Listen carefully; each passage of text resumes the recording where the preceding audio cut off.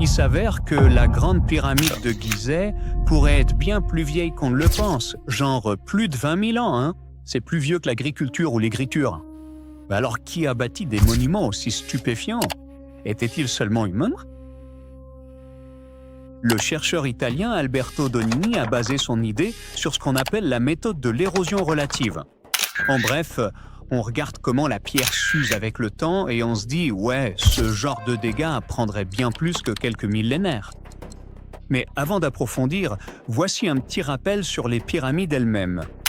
Les pyramides de Gizeh comptent parmi les plus anciennes structures géantes en pierre jamais construites par l'homme. 2 d'entre elles restent les plus hautes pyramides jamais bâties dans le monde antique, et la grande pyramide de Khéops est la plus haute des 3. Il y a une autre raison pour laquelle cette grande pyramide est spéciale. C'est la seule des 7 merveilles originelles du monde antique qui soit encore debout aujourd'hui. Or, ces pyramides n'ont pas été construites d'un coup en un instant, hein. Beaucoup de gens y ont travaillé sur plusieurs générations, et on peut voir leur progression au fil du temps. Les premières pyramides ont des erreurs, des angles bizarres et des problèmes de structure. Quant aux plus récentes, elles deviennent plus nettes et plus efficaces. On dirait que les bâtisseurs comprenaient les choses petit à petit. Chaque génération a résolu de nouveaux problèmes d'ingénierie et s'est améliorée. C'est comme les mises à jour d'un smartphone. Chaque nouvelle version est plus fluide et plus avancée. Cela nous amène aux grandes questions. Quel âge ont les pyramides? Et qui les a construites? Oh, et comment diable les gens ont-ils déplacé et empilé des pierres pesant autant que des camions sans machines modernes? Eh bien, jusqu'ici, nous avons des preuves assez solides sur la chronologie générale et les ouvriers impliqués. Mais les méthodes de construction exactes font encore débat, d'où le succès d'idées comme celle de la pyramide vieille de 20 000 ans.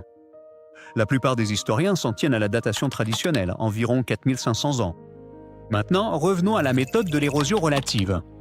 Le vent, la pluie, le chaud, le froid, tout cela ronge lentement la roche. Et plus une pierre reste dehors, plus elle s'abîme, comme un vieux trottoir qui a l'air bien plus rugueux qu'un tout neuf. Et la grande pyramide n'a pas toujours été rugueuse et brute. Elle était autrefois recouverte de calcaire blanc et lisse.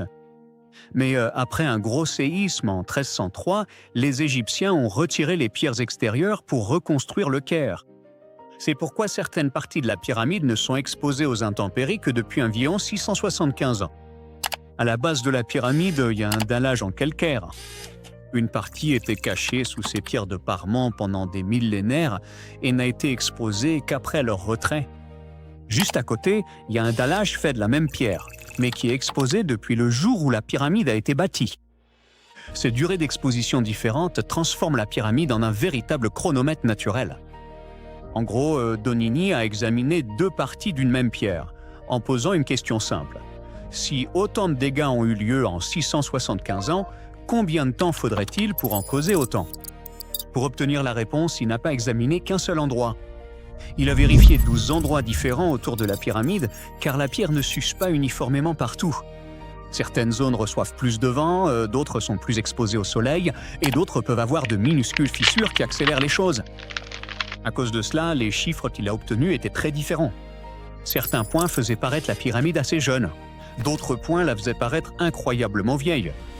Alors, au lieu de choisir un seul chiffre, il en a fait la moyenne. Et en faisant cela, la moyenne est ressortie à environ 25 000 ans. Si cette estimation est un tant soit peu proche, cela signifierait que la pyramide a été bâtie bien plus tôt qu'on ne le pense, vers 23 000 avant notre ère. Maintenant, Donini ne prétend pas que ce soit une date exacte, hein. Selon son analyse, il y a de fortes chances que la pyramide soit bien plus vieille que ce que l'on croit traditionnellement, mais ce n'est pas une garantie. Il n'est donc pas étonnant que de nombreux experts soient en désaccord total avec cette théorie, ce qui la rend controversée. C'est là une excellente chose à propos de la science. Elle est basée sur des faits, pas sur ce qui est populaire à l'époque. Mais jetons un coup d'œil à l'intérieur de ces mystérieuses pyramides antiques.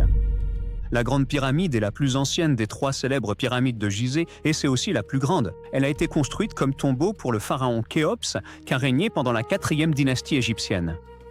Si vous avez déjà entendu le nom de Khéops, c'est juste la version grecque du nom de Khufu. En gros, c'est le même gars comme Robert contre Bob. Juste à côté de la Grande Pyramide, il y a 2 autres grandes pyramides. Ce n'étaient pas des projets faits au hasard. Elles ont été construites pour la famille de Khéops. Toutes trois ont été construites pendant l'Ancien Empire égyptien, réparties sur 3 générations de souverains. On ne peut vraiment pas fixer de date exacte car nous n'avons pas assez de preuves. Les historiens doivent reconstituer toute l'histoire à l'aide d'archives anciennes, d'inscriptions et de datations au carbone 14, comme assembler une chronologie à partir de notes à moitié brûlées et de reçus délavés. Un grand mystère est de savoir si chaque pharaon a vécu assez longtemps pour voir sa pyramide terminée. Ces projets étaient massifs et prenaient des années, voire des décennies. Il est fort possible que certaines pyramides aient été achevées par le souverain suivant après le décès du pharaon d'origine. La Grande Pyramide elle-même a probablement été construite environ 100 ans après une précédente, qui était une pyramide à degrés. C'était une sorte de prototype qui a aidé les bâtisseurs égyptiens à comprendre comment passer de marches empilées à des géants aux parois lisses. Mais comment ont-ils réellement réussi cela ? Parce qu'empiler des millions de rochers géants en une pyramide parfaitement formée n'est pas quelque chose que l'on fait quand on s'ennuie. Première chose à considérer, personne ne l'avait vraiment fait auparavant. La pyramide plus ancienne ressemblait davantage à un escalier de pierre géant. C'est génial, mais c'est vraiment très différent. Les pyramides de Gizeh, c'était d'un tout autre niveau. C'est comme passer de la construction d'un simple abri de jardin à celle d'un gratte-ciel et réussir d'une manière ou d'une autre sans tout gâcher. D'une part, l'Égypte ancienne s'en sortait plutôt bien à cette époque-là. Chaque année, le Nil débordait et quand l'eau se retirait enfin, elle laissait derrière elle un sol qui était devenu super fertile. En résumé, ils avaient assez de nourriture pour nourrir une main-d'œuvre massive. Ce surplus alimentaire a financé les pyramides. Les dirigeants ont organisé l'agriculture efficacement et ont utilisé ces stocks pour subvenir aux besoins de milliers et de milliers d'ouvriers. Côté ouvriers, certains travaillaient sur les pyramides à plein temps. D'autres étaient des agriculteurs venant en renfort hors des travaux des champs. Certains payaient leurs impôts par ce labeur pour le pharaon. De plus, des notes prouvent une planification quotidienne intense.